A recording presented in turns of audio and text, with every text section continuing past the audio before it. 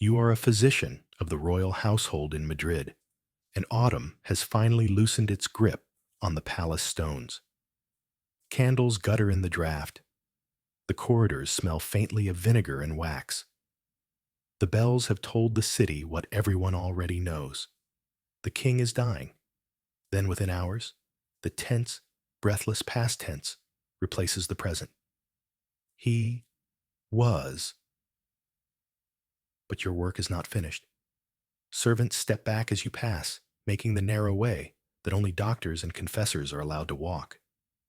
Somewhere a sacristan whispers, "The subvenite." Somewhere else, a chamberlain argues about seals and ribbons, and which chest must be locked first. None of them will follow you where you are going. A lady of the bedchamber meets you outside the private rooms and does not quite look you in the eyes. She murmurs that Her Majesty the Queen, Maria Christina, soon to be regent, awaits within. You bow and enter. The room is crowded with silence, the dense, watchful kind that arrives when power changes chairs. The queen stands with a handkerchief pressed to her mouth, not to hide her grief so much as to steady it. Beside her, two senior clerics keep their gaze on the crucifix, as if the wood itself might answer the questions none of them dare to voice aloud. Her Majesty speaks softly, formally, as if announcing a procession rather than a plea. There is to be a preservation, she says, a precaution, an act of piety and posterity. She chooses her words with the care of a woman who understands exactly how words can live longer than bodies. You have heard rumors, as all physicians in palaces hear them. You have read letters never meant for daylight. You have been taught, by necessity, to file the incredible under possible and the unsayable under private. You approach the bed. The king lies beneath silk, the fabric drawn with a courtly exactness that pretends sleep. Even in death, his face holds that familiar contradiction, the slackness of a spent body and the stubborn trace of a scowl that once set courtiers trembling. But it is not the face that commands your attention. It is how to phrase such things in the language of institutes and liturgy, the more problem. The palace never solved, the anatomical enigma that became a state secret, the private riddle that reshaped public life. Beneath the finery lies the object of decades of hushed instructions, mechanical contraptions, and night-long medical vigils, the thing that history later calls legend, only because the truth refused to be spoken aloud. The Queen's request chills you not because it is grotesque, but because it is ordinary as here. Palaces make rituals of their fears. What is asked is not carnival or curiosity.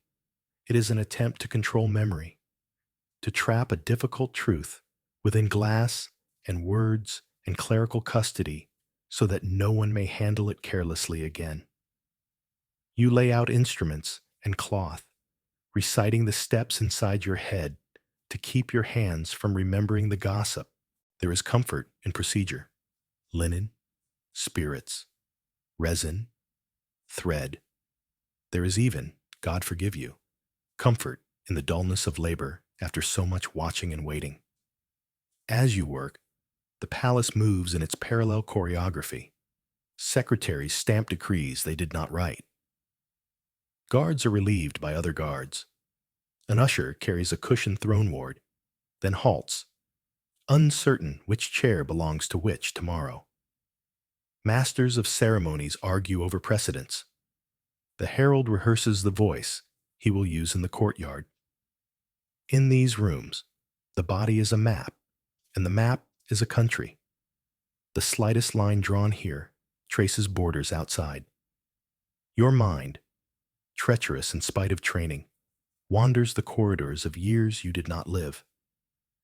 You picture the special cushions devised by loyal artisans whose guilds swore more oaths than soldiers. You hear, through walls, through time, the urgent voices of men arguing about supports and angles, dressing clinical necessity in the euphemisms of etiquette. You imagine the nights when the physicians were sent for not as healers, but as engineers of ritual, and the mornings when ladies emerged with the brittle composure of survivors. Courts carry their noises differently. Laughter is brighter, sobbing thinner, prayers very short. It is not anatomy alone you are preserving. It is evidence, of a kind both more honest and more dangerous than rumor. For the reign itself grew around this secret, like bone around a splinter, distorted, tender to the touch, easily inflamed. You have seen rulers undone by wars, and others undone by their own shadows. This one, it seems to you, was devoured by the collision of both, the private defect magnified by public power, the shame that required other people to live inside it with him. The Queen holds steady while you speak the necessary assurances. Yes, discreetly. Yes, with care. Yes, respectful of the sacraments and the physician's rule.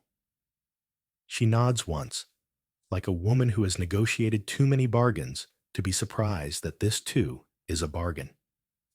When her composure falters, it is not at the sight of what you conceal, but at the idea that concealment must continue even now.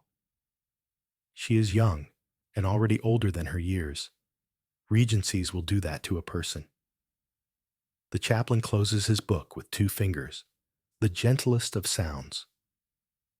An equerry opens the door to admit air that smells of old roses and new paper.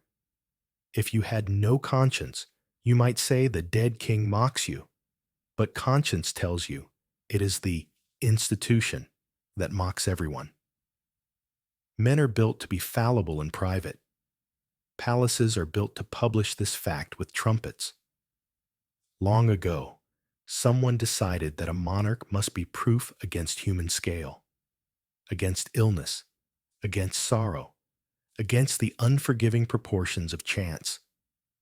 When the body refused that fantasy, the court invented devices and stories to drag the body back to the myth.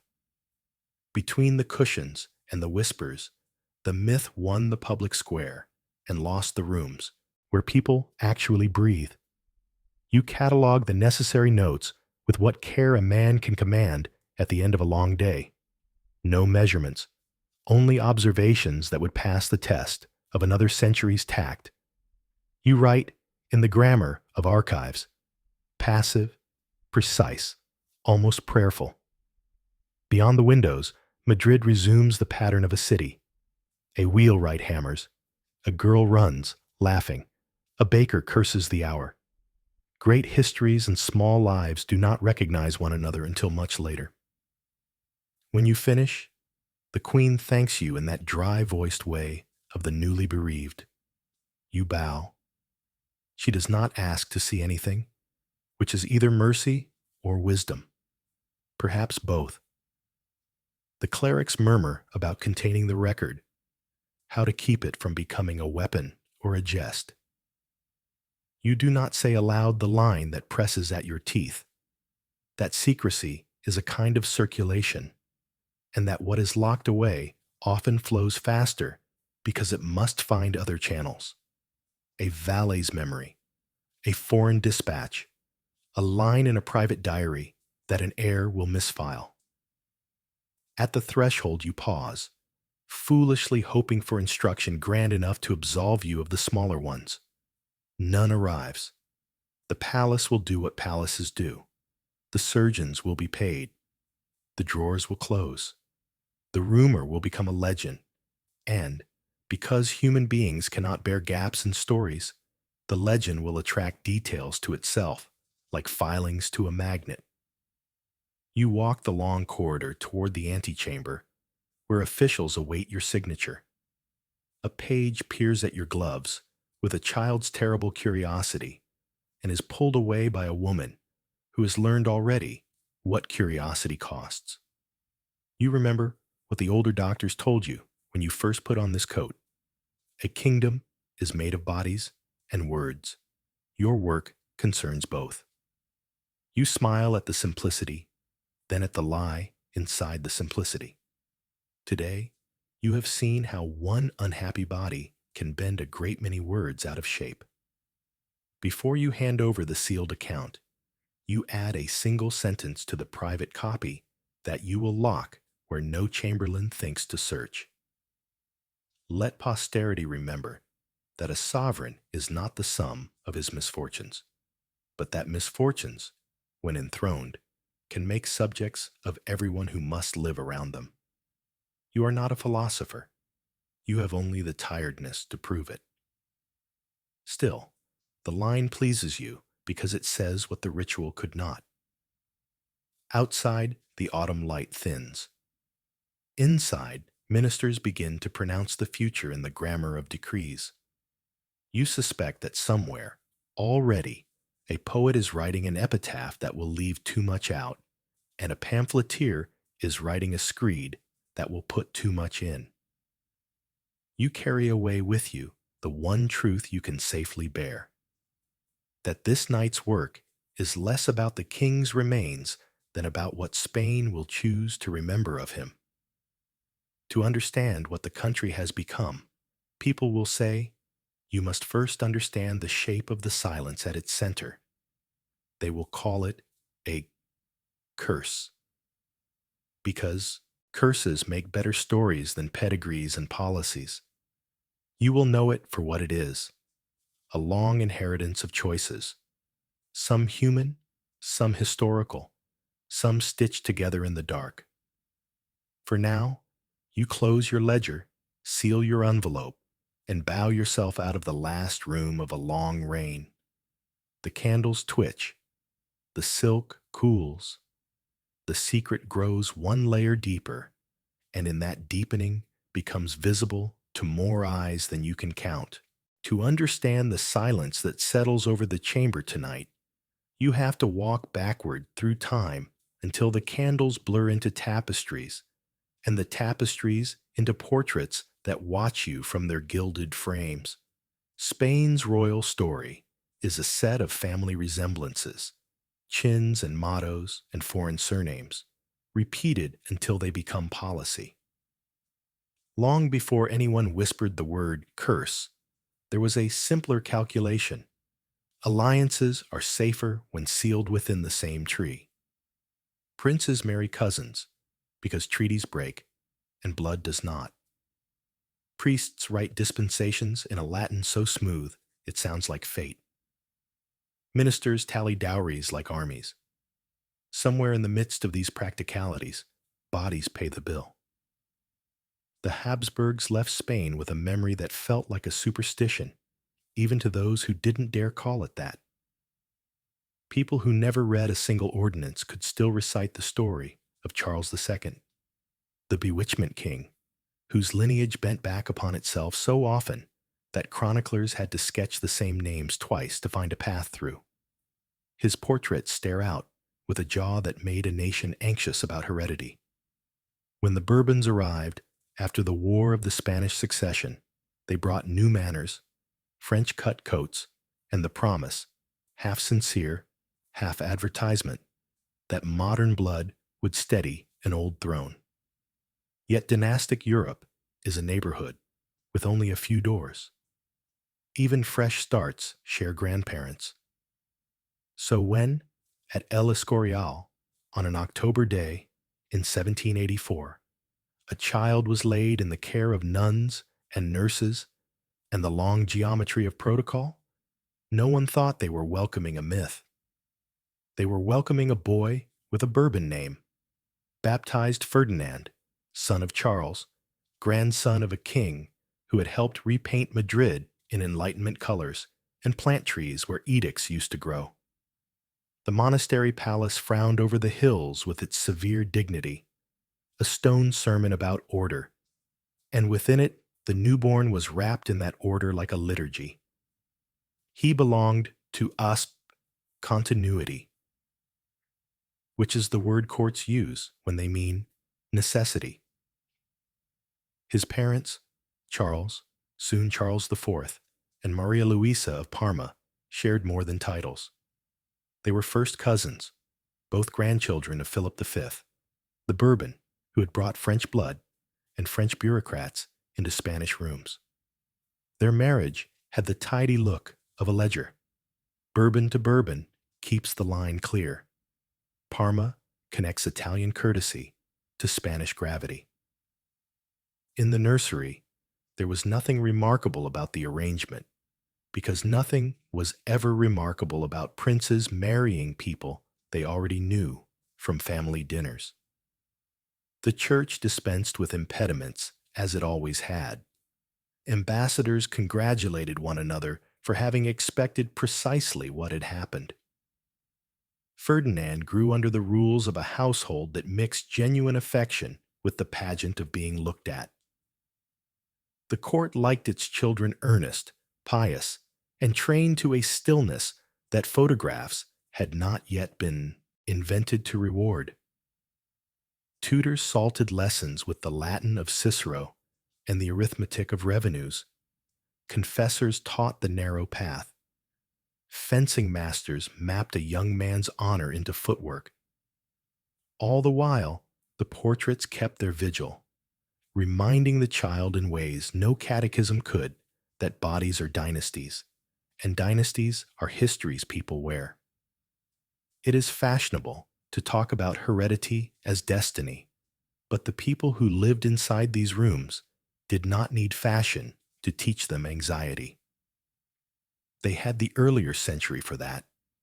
They remembered, or pretended to remember, how one unhappy king's biology had become a national metaphor, and how metaphors attract sermons and street jokes in equal measure. The Bourbon branch promised better fortunes, and often delivered them in roads and academies and the domestic graces of Charles III's reign. But marriage patterns do not turn on a proverb. They turn where treaties and inheritances turn. Cousins kept marrying cousins because the map looked friendliest that way. From the boy's earliest years, there were omens of temperament more than health that courtiers, in hindsight, would elevate into signs. He was serious.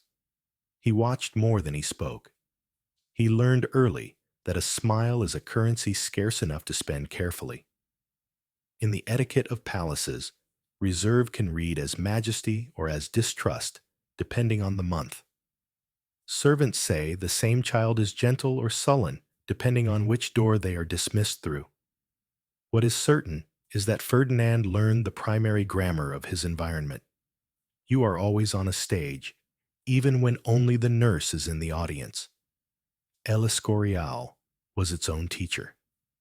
Vast, cold, mathematically calm, it drilled into him the thought that sovereignty is architecture first and affection second. The building tells its inhabitants that the world prefers right angles to impulses. If you listen too closely, you can hear the stone telling a child that feelings, even the largest ones, must be filed. And yet the household he watched contradicted the sermon. His father preferred hunting to governance, a gentle man unsuited to the brutal arithmetic of ministers. His mother possessed energies that did not fit portraits, a woman of appetites and quick judgments who loved, or was said to love, the handsome and indispensable Manuel de Godoy. The boy learned two lessons that do not agree with each other: the ideal of order and the reality of spectacle. By adolescence, the crown's anxieties about the future had the ordinary shape they always have. Is the prince healthy, teachable, capable of begetting heirs, capable of being beget by history without breaking? Physicians of the period wrote about bodies with a prose both delicate and unsparing. They believed they were rational men, translating flesh into Latin. But palaces translate Latin back into whispers, and whispers alter people the way drafts alter candle flames. Private notes become public rumors without ever crossing a desk. The boy, becoming a young man, found himself standing inside two mirrors facing each other. One held by doctors who wanted a diagnosis tidy enough to fold. Another held by courtiers who wanted a story tidy enough to repeat at the right time. It would be too neat to say that blood alone made his future. Blood never acts alone. But it is fair to say that Spain had placed on this child's shoulders the unsteady weight of generations of calculated intimacy. Cousin marriages may look like family matters. They are, in practice, geopolitical strategies that assume human beings will behave like heraldic animals. They rarely do. They ache and hide and compete and pray that chance will be kind. Chance, with its own sense of irony, does not read pedigrees. The young Ferdinand also inhaled the climate of a changing Europe. Books smuggled through respectable libraries suggested that subjects were not always content to be subjects. The Enlightenment did not knock loudly at Spain's door, but it slipped in through salons and theaters and the correspondence of ministers who had learned in Naples and Paris how many ways a state could be arranged. The boy's tutors offered him Roman histories that could be read as manuals or warnings. He learned words, virtus, tyrannus, res publica, that would later curdle into accusations whenever politics required them to. He learned that a king must appear inevitable, and that the effort to appear inevitable is exhausting. Family stories do their own work on a mind. The elders around him spoke of previous Ferdinands.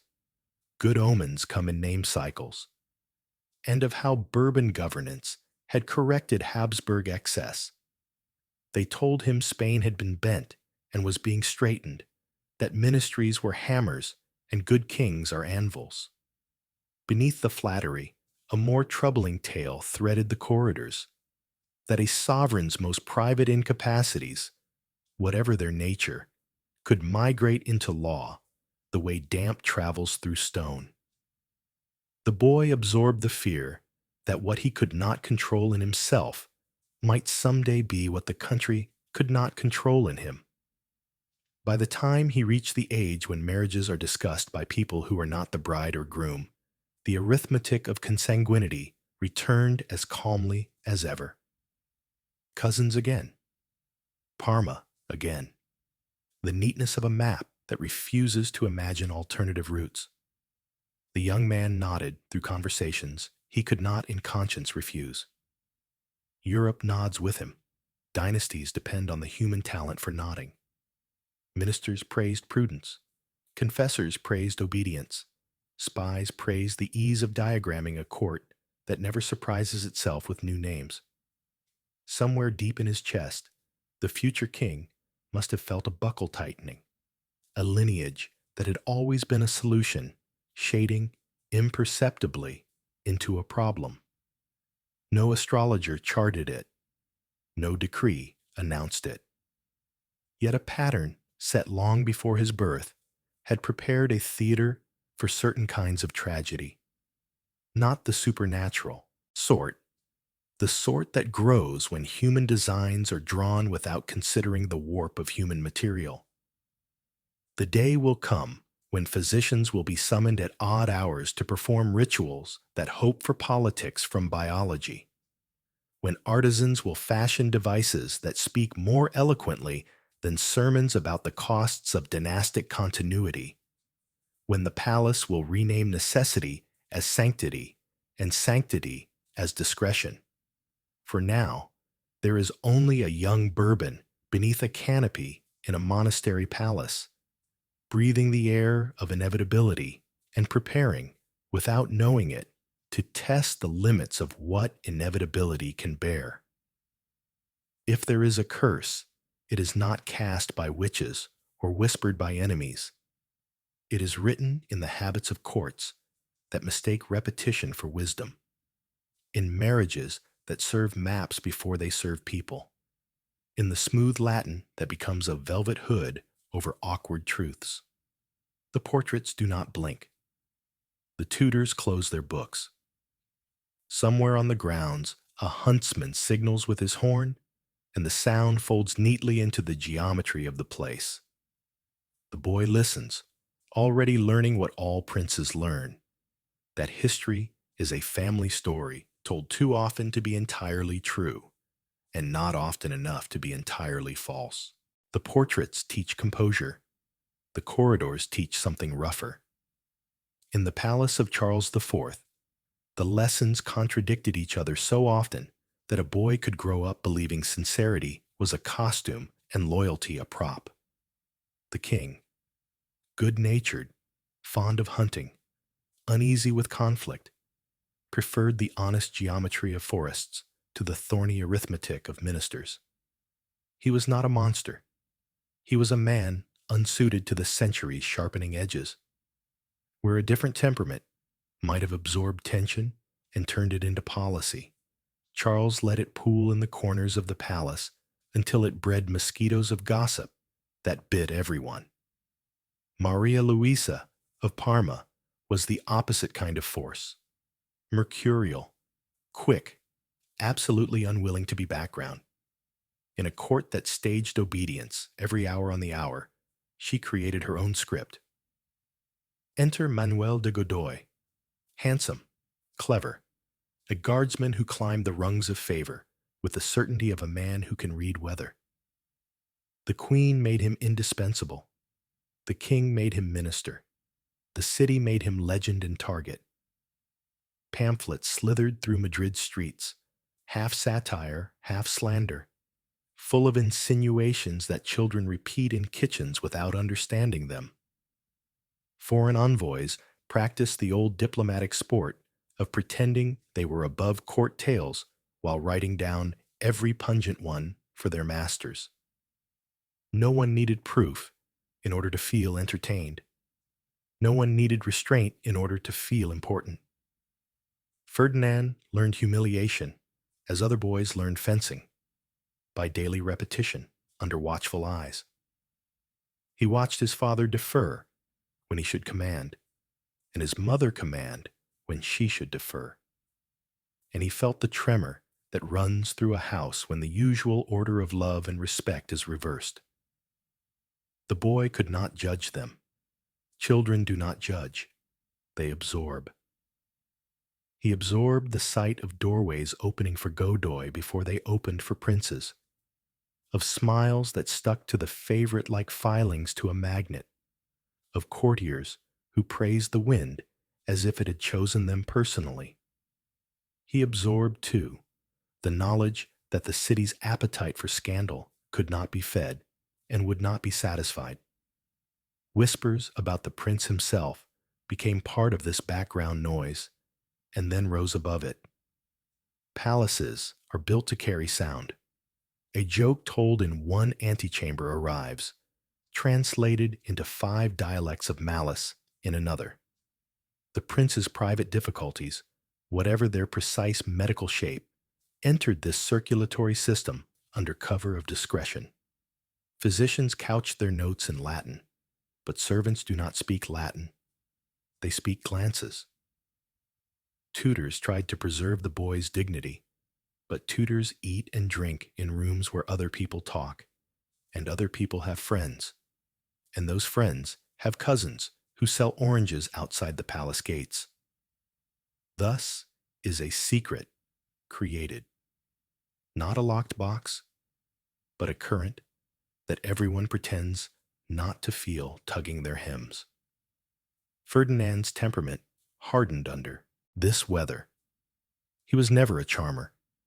The age demanded charm or disciplined gravitas, and he could maintain only the latter. As he crossed into adolescence, retainers noticed a new edge, a watchfulness that took inventory of slight and favor with a shopkeeper's accuracy.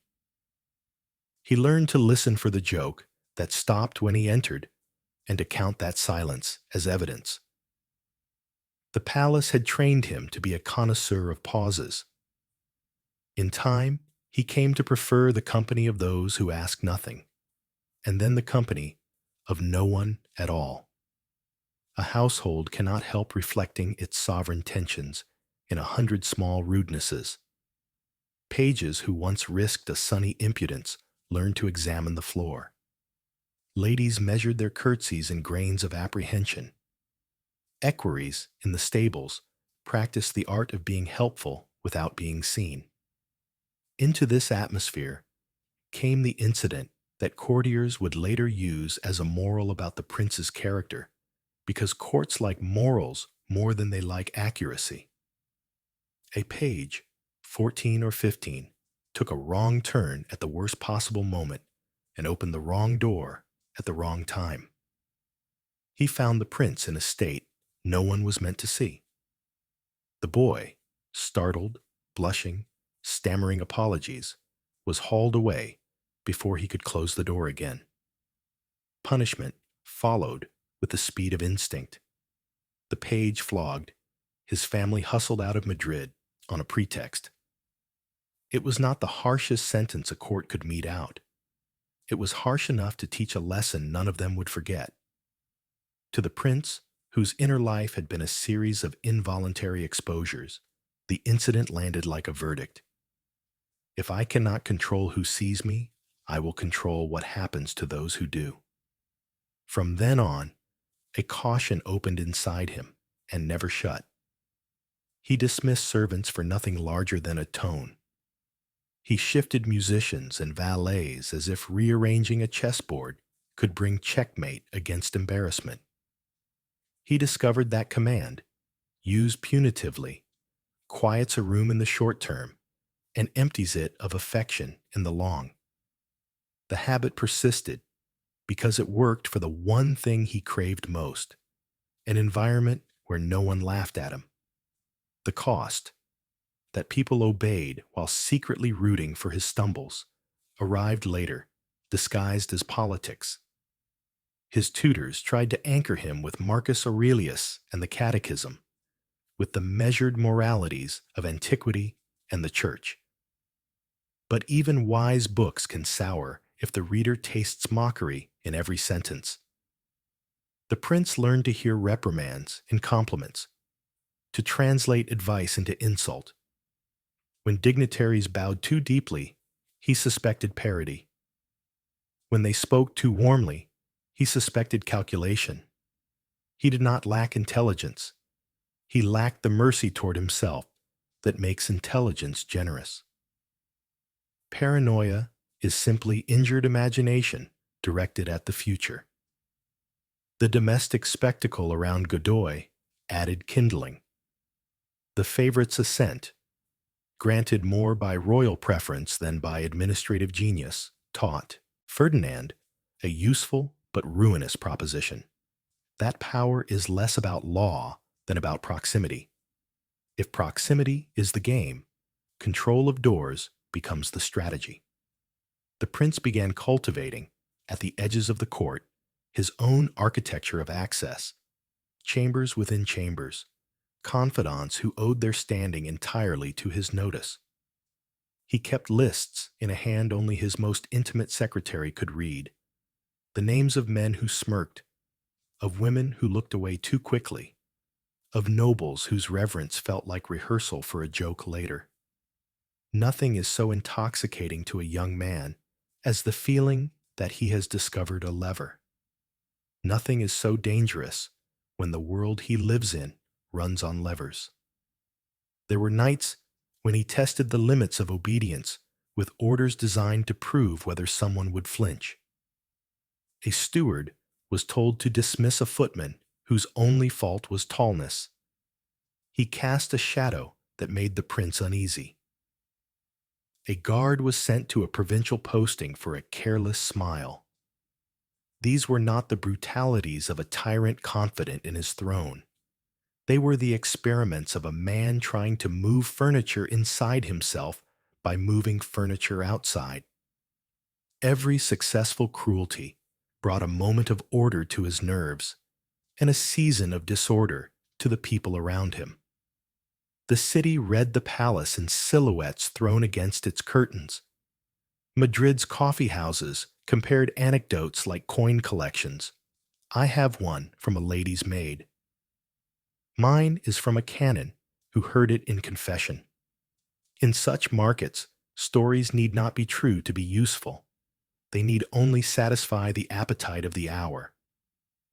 The prince's reputation took the shape that reputations take when people dislike a favorite and hope the favorite's enemy will rescue them.